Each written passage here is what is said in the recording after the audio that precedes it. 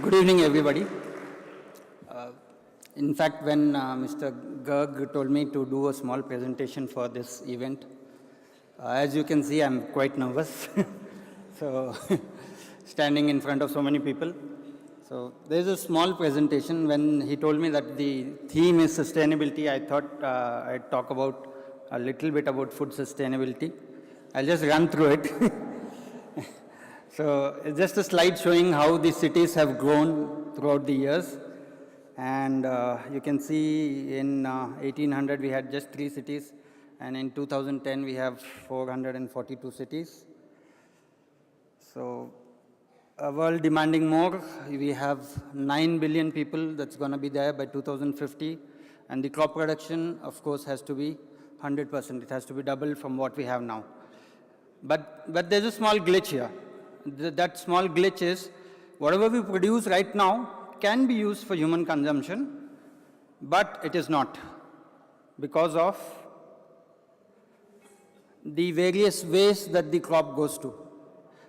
Only 55% of it is consumed by human, whereas livestock goes 36, and 9%, the new thing which has come up is ethanol or biofuel. So 9% of it is used for biofuel throughout the world.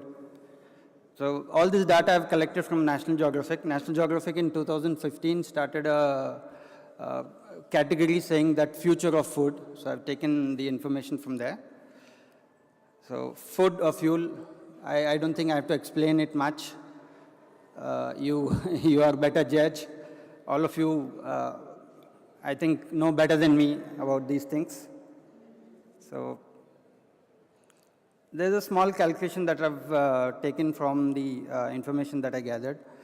It's just like investment. If you suppose you're investing 100 rupees, so 40 rupees comes back when you drink milk, and 22 for egg, 12 for chicken, 10 for, and 3 for beef. So that's what leads to a lot of carbon emission which is there throughout the world. So normally people think of, smokestacks or, coal burning. But food is one of the most and the biggest carbon emitter in the world.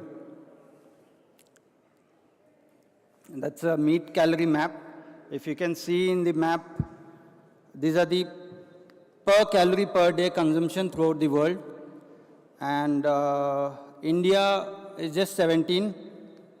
But all of this is changing very fast as the country is developing. Country like India and China, they're changing their food habits.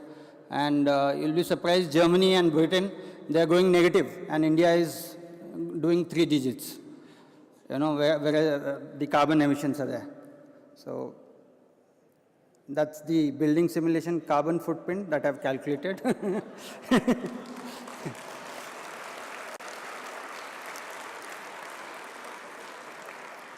This is only in HICC. I have not calculated the flight and all those things.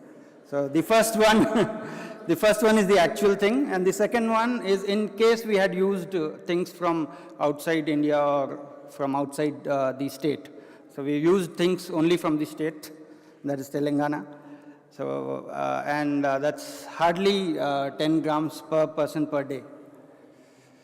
And of course, in HICC we follow Planet 21, which takes care of the health, nature, carbon, innovation, the local produce, employment, and of course the dialogue. And the most important part for which I've come here is in the next slide, the gala dinner. So I've done just a small combination where you can see we have the snacks which is there, which will be served along with the drinks for 90 minutes for you. The tandoori murg tikka, you can say it goes very well with Shiraz, Shiraz being a spicy wine, and of course beer and whiskey. And we have katmichi bhiji. This is a kind of chili which is battered and fried, and goes very well with beer and vodka. Since it's chili, I would not recommend any wine with it. Ghost dum biryani. Now there's a famous saying in Hyderabad that when Aurangzeb, the Mughal emperor, came to capture Golconda, that is when the Golconda fell and the biryani rose. So for his troops, he made biryani. He combined the meat and the rice so that it was just one single dish. Of course, the origin comes from the present Saudi Arabia and all those places, but the first time it was made in India in Hyderabad, it was by the Mughal Emperor Aurangzeb.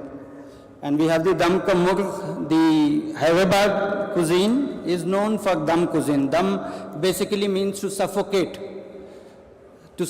something. So we cook things in a tight lid container where the juices of the meat or the vegetable, they cook in themselves. So Hyderabad is known for that. Most of the things that you'll see is very well known. Dum cuisine is well known in Hyderabad. We have the paneer pasanda, that's a vegetarian dish. And of course the dessert. Most of the dessert, if you see, are inspired by the colonial rule that was there, the British. Khubani ka meeta is nothing but apricot jam. You can see the chunks of apricot. It's a jam. And the most important, I will request all of you, we have a live jalebi counter. Please go and see how the chef is making the jalebi. So it's an Indian sweetmeat. It's very, very difficult to make, but it's very, very nice to eat when you eat it hot. So with that thought, I'll say bon appetit. Please enjoy the dinner. Thank you. Thank you very much, Chef. In fact, at some point of time when you were showing carbon footprint of building simulation conference, I had started feeling insecure that if you enter into building simulation, what would I do and Vishal do? Okay. But on a serious note, you have a tremendous knowledge about your profession. Congratulations for having that. Thank you.